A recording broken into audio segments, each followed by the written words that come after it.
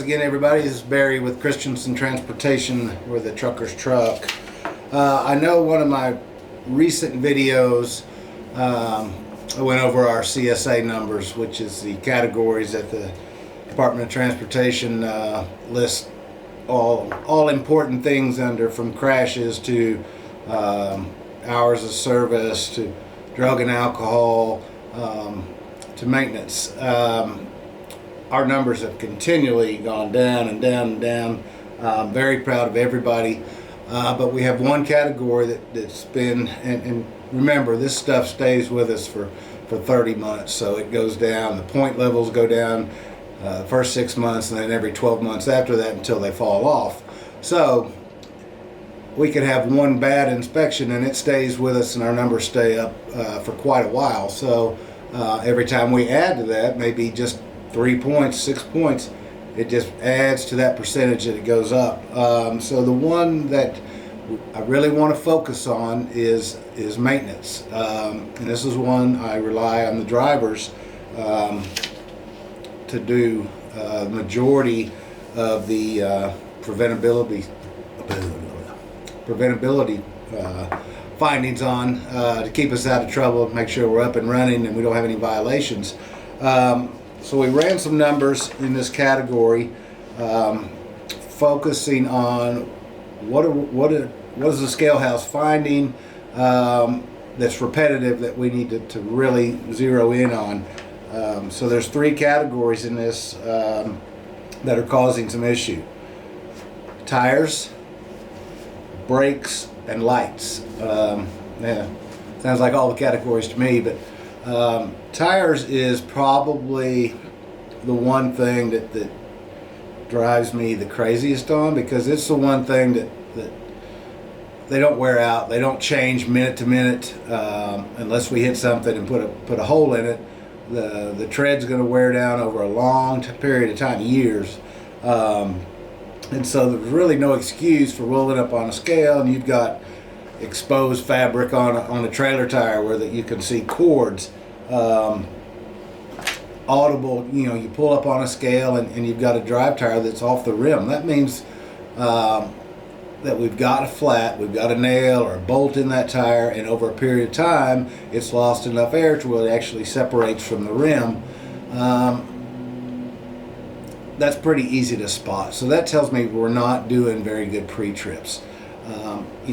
One of the biggest things that I harp on is we've invested in all this technology to help us, and one of the tools is DriveWise. It gets us notifies us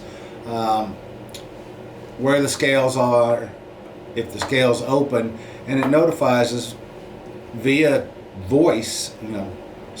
Scale approaching northbound, scale is open 2 miles, and so we get a notification at 2 miles, when we get another notification at 1 mile. And I've said over and over, we don't cross that many scales every day. First of all, they're expensive to man to keep up, so they're not always open, they're not always manned. So you're not crossing that many every day. So I beg of you to do your due diligence, and when it says, hey, you got 2 miles, somewhere in that 2 miles, at least for the first scale of the day, pull over and walk around your equipment. Listen for air leaks. Shut your truck off. Listen for air leaks. Look at lights. Look at tires. Look at brakes. Now, all this stuff you should have done on the pre-trip before you started, but I understand things can happen en route. So to prevent these things, get out and look at your stuff. The trailers, if they've got a small leak, it's a lot harder to find because we've got self-inflating air systems on them. So it's only when we drop that trailer for days that it's going to actually go flat. And typically that tire is going to be flat, but still be on the rim if you haven't driven with it. If you've driven with a flat, it's going to come off the rim. So I know that when I get a driver that calls in and says, hey, I'm picking up this trailer and the tire's off the rim, the previous driver dropped it that way. So let's first of all, my old motto that I got from Mom, do unto others as you would have them do unto you. take care of the stuff. Don't leave it for the next person, because I know you hate it and you call me when it happens to you and you pick it up that way. So it's It's never good, it's never convenient, but don't put it on the next person. Let's assume they're taking care of their stuff. Drive tires, like I said, trailer tires, they self-inflate. Drive tires, there's no inflation system on them, so do your pre-trip, gauge your tires, especially when we have high changes in temperatures, big changes in temperatures in the summer. It gets up to 105 degrees. That asphalt's 180 degrees. Things can happen. In the winter, it gets cold at night. You park, that you're going to lose some air on those things. So do a proper pre-trip. Give it time to air the system up. Pull your tractor brakes, release your trailer brakes, let it build those airbags, let it put air to everything, and check your stuff. Brakes.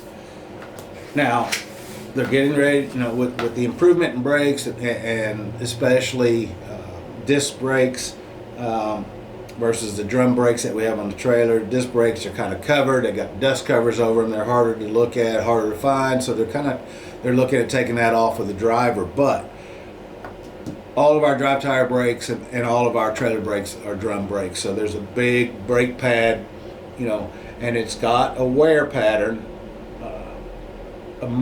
notches, and it's a V about halfway through that. So you kind of can see as you're approaching the end of the life of those brakes. Now, I don't know if you're going to be able to see this, but I've got a picture, couple pictures, and I'll just show that to the camera. I don't know if you can see it or not, but right in here there's a big V, looks like a triangle.